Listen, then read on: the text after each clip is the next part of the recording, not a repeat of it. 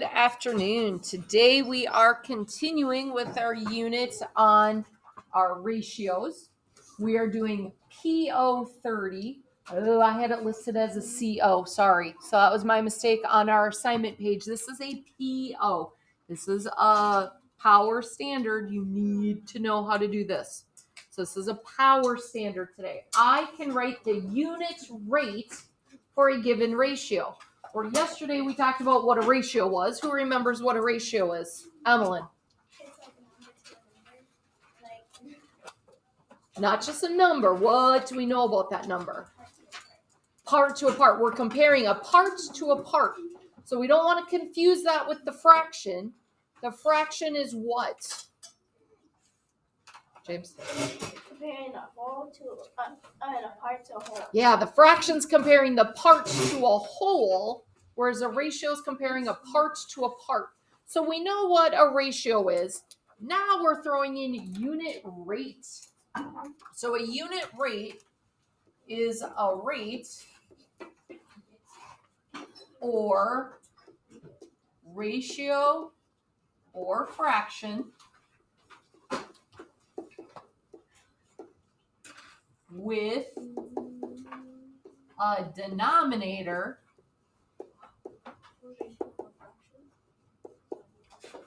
of, can anybody figure out what our denominator has to be? One whole. So it's a denominator of 1. So a unit rate has a denominator of 1.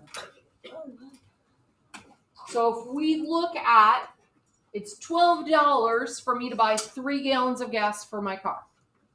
$12 for 3 gallons of gas. How many, to find that unit rate, I need to find out how much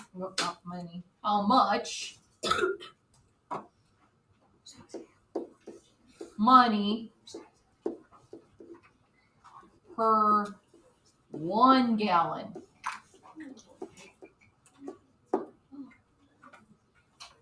So if I want to know the unit rate of gas at this gas station, I want to know how much money is it for 1 gallon of gas. I know I put in 3 gallons and I had to pay $12. So how do I figure out my unit rate for this? What do you think, Christopher? Well, I just see how many 3s fit into 12. Good guess. But it's not always going to work out like that. What do you think we should do? If we're going from 12 over 3 to question mark over 1, think about those proportions that we know. Michael? Divide how much money for 12 gallons by 3 gallons. Why am I dividing by 3? Because then I'll give you how much per gallon.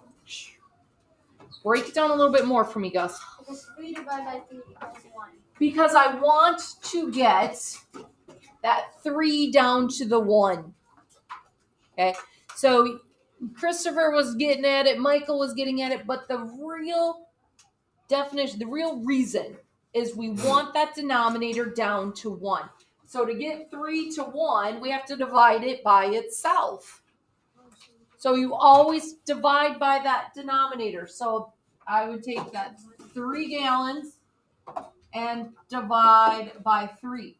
Whatever I do to my denominator, I do to my numerator. So you guys were right, but not quite in the way you were explaining. We want to get that denominator down to 1. And so, yes, we're going to divide the 12 by 3 because we wanted to divide the 3 by 3 first. Emily. Could you do like for the next one? Well, let's not skip ahead. Let's finish this one off first. So 3 divided by 3 gave us the 1 gallon. What's $12 divided by 3? $4. So it's $4 per gallon of gas. It's $4 for 1 gallon per gallon. So let's look at, now we're going to say, okay, I can drive 280 miles in 4 hours. That's how far away it is to my cabin. 280 miles I can get there in 4 hours. What is my unit rate? So the question that we're asking is how many miles per 1 hour?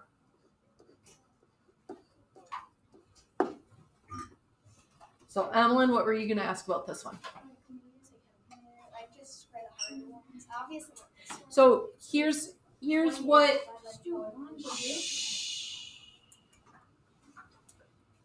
For the easy ones, this one it's 28. 4 goes into 28 how many times? 7. 4 goes into 0 0 times. You are so quick to want to use that calculator, Emmeline. Try not to. Okay. I don't know. I have to look up this test to see if this is a calculator page or not. I will look it up during work time. Okay. Try to do that mental math. So how do I get 4 hours down to 1 hour?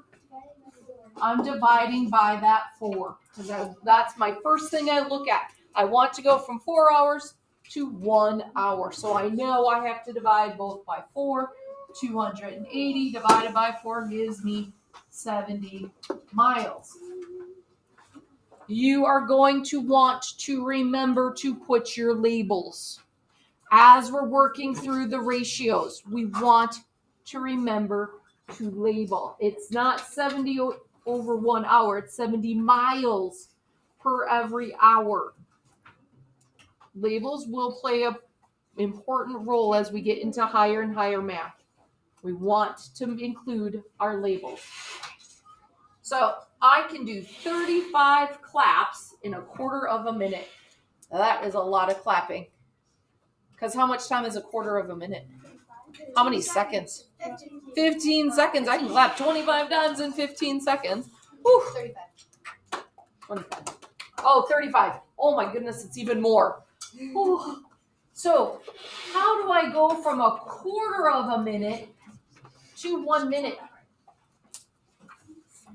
Really think that one through. How do I go from a quarter of a minute, 1/4 of a minute? How do I get that to 1 minute? Because I want to find out, I want the 1 as my denominator.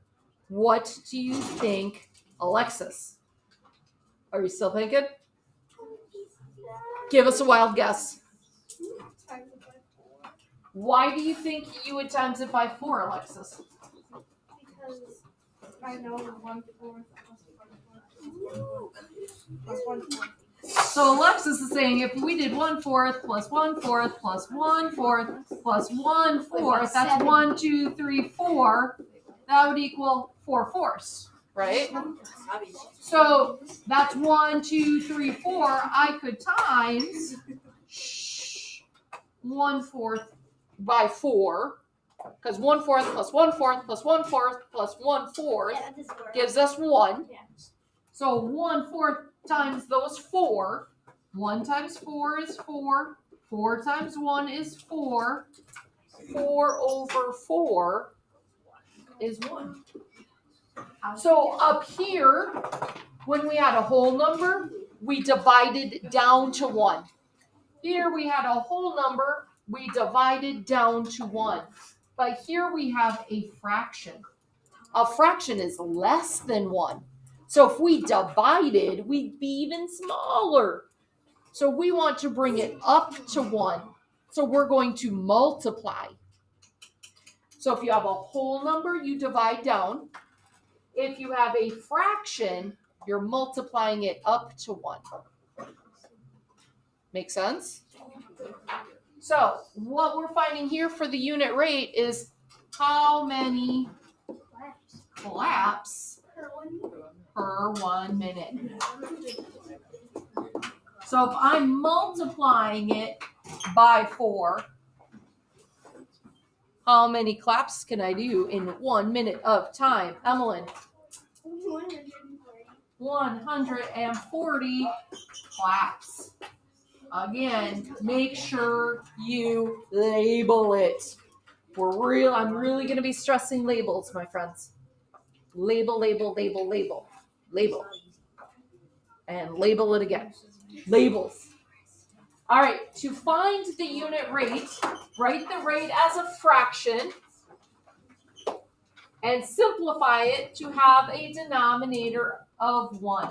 By doing this, you're calculating how much the numerator would equal 1 unit of the denominator, thus the name unit rate. So, are we good if I erase the top? Let's look at our math for today. Oh, it's not wanting to erase easy. All right. So, as some of us noticed, it is a 1-page work. So we're not going to go through a ton of these together. But I want us, if it's not as a fraction, like $33.16 for 12 ounces, what do you think you should do? Put it as a fraction. Okay, so you're going to do $33.16 for every 12 ounces. Now you're going to simplify. So your answers need to be, when we do unit rates, the denominator is 1. So you have to put your answer as a fraction with a denominator of 1. Evan? Make that question. Could we use a calculator?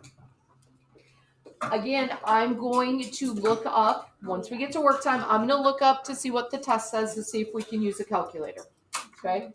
Work on the ones that you can do mental math on. Like this one, you would just want to say, okay, divide by 6.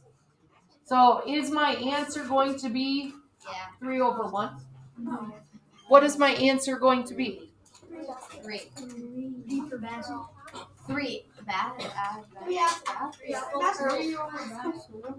Three apples per basket. Labels, labels, labels. Okay?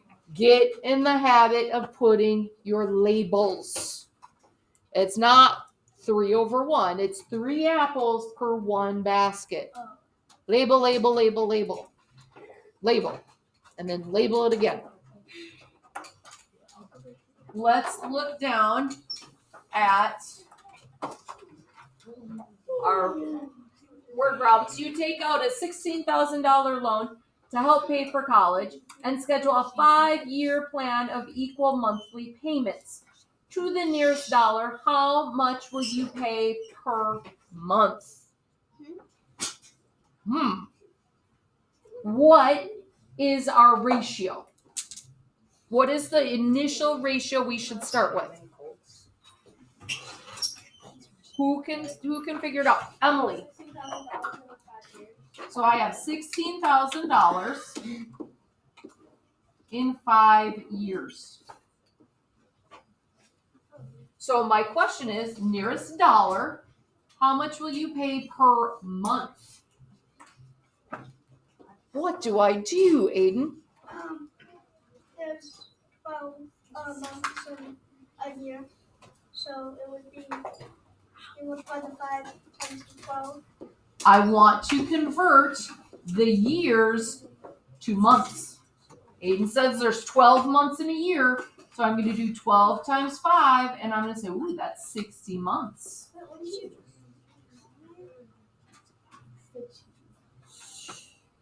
So now what do you think I need to do? Say it louder, Evan. Divided by 60. Divided by 60 because I want to bring it down to 1 month. So I wrote my initial ratio. Then I converted my years to months. Same amount of money, but now it's in months. And now I want to bring that down to 1 month. Maybe if it's not going to let me write. So I'm going to bring that down to 1 month. To do that, I'm dividing it by 60, the top and the bottom. You guys see how we did that? Yes. So always look at what the final question is. How much will you pay per month? So I need to have per month as my denominator. I had to go from years to months. Is it important that we write those labels so we knew that it was, oh, this says years, but I need months? Yeah, it's important to write our labels so we catch those things. All right, go ahead and work on this page. Or are there any questions? I should ask that first. Yeah. Evelyn. Oh, Mr. Schultz is a funny man. He's just a hoot and a half, and he likes to put in silly names like that. That is just Mr. Schultz for you. All right, for my friends at home, we hope you are well, and we hope to see you soon. Have a wonderful day.